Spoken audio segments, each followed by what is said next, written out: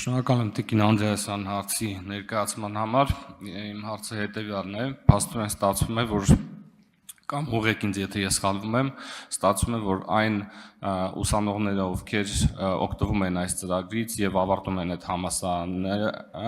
տղամարդիկ առնվազն խուսափում են բանակից, այսինքն իրենց կյանքի շարունակությունը ոչ միայն Հայաստանում են պատկերացնում, այլ նաեւ ելնելով բովանդակությունից նախագծի տրամաբանությունը ենթադրում է, որ խուսափում են բանակից եւ երկրորդը այդ երամյա աշխատանքային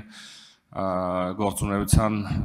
առաջարկը վերաբերում է պետական կառավարման համակարգին, թե ընդհանուր ոլորտներին։ Շնորհակալություն։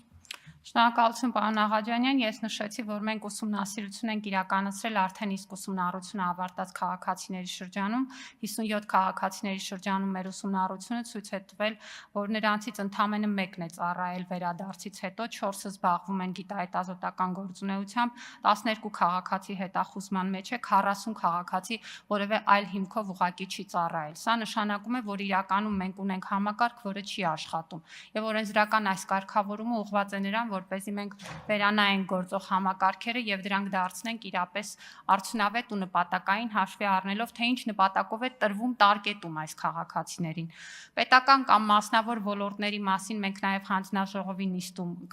քննարկեցինք, այս պահին նման սահմանափակում դրված չի, հաշվի առնելով, որ պետությունը շատ ոլորտներում, առանցքային ոլորտներում համագործակցում է մասնավորի հետ եւ կարող են լինել առանցքային տեղեր, որտեղ նաեւ մասնավոր կազմակերպություններում աշխատանքը կարող է լինել վճռորոշ պետության համար։ Արձագանք։ Դուք ասացիք 57 թիվ, թե 570։ Ես նշեցի ուսումնառությունը արդեն ավարտած 57 քաղաքացիների շրջանում ուսումնասիրությունը։ Իսկ վիճակագրություն ունեք, արդյոք որ տոկոսն է այդ մարդկանց վերադարձել Հայաստան եւ որոնք են արտերկրում իրենց գործունեությունը շարունակում։